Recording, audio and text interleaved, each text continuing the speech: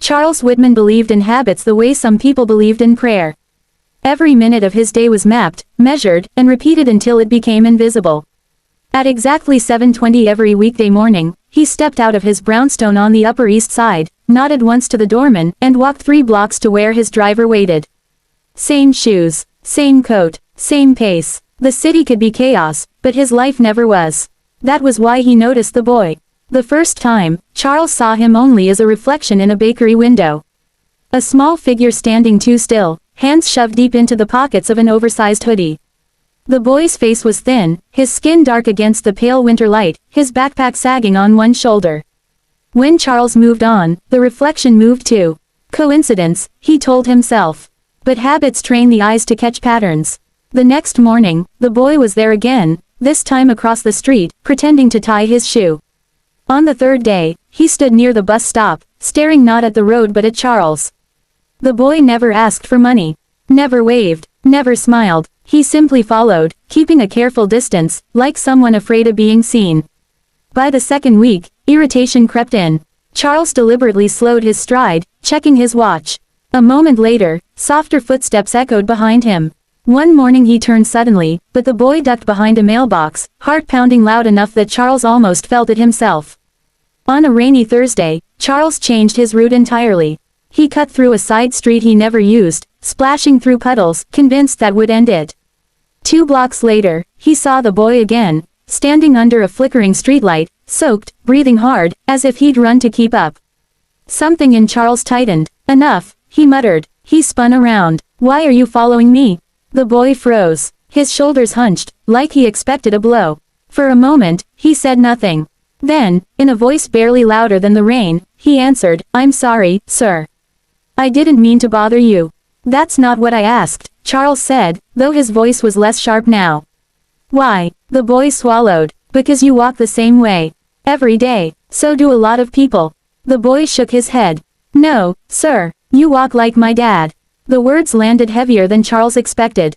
"My dad walked me to school every morning," the boy continued, eyes fixed on the sidewalk. "Same time, same steps. He said if you do something good every day, it becomes part of you."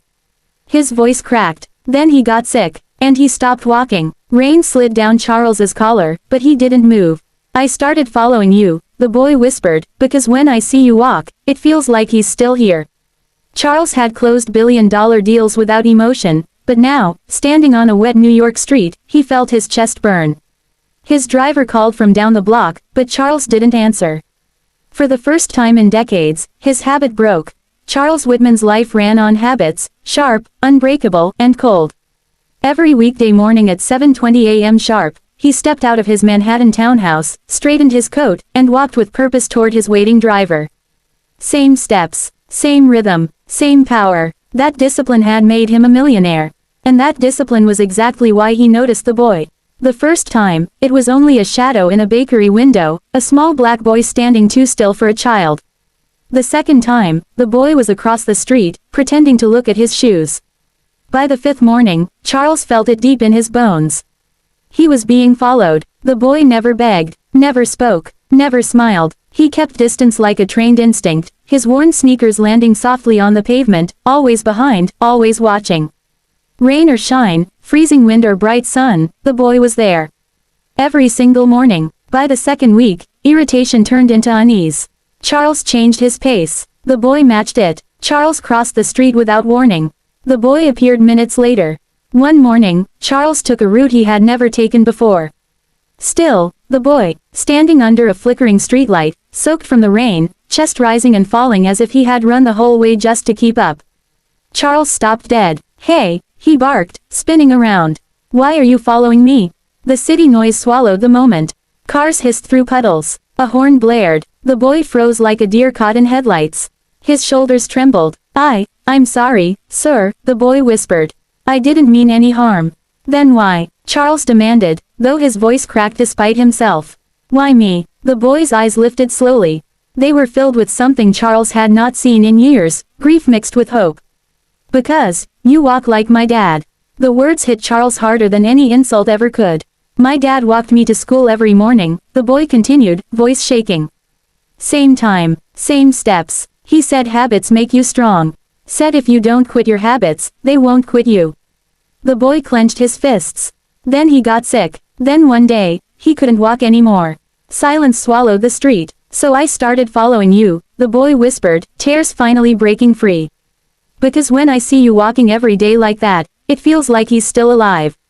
Charles felt his chest tighten violently.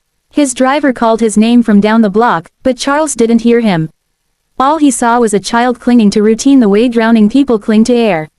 For the first time in decades, the millionaire didn't check his watch. For the first time, he didn't move forward. His habit stopped, and in that stillness, something inside Charles shattered, and began to heal. End of scene 1. Excited tone. If you want, I can now.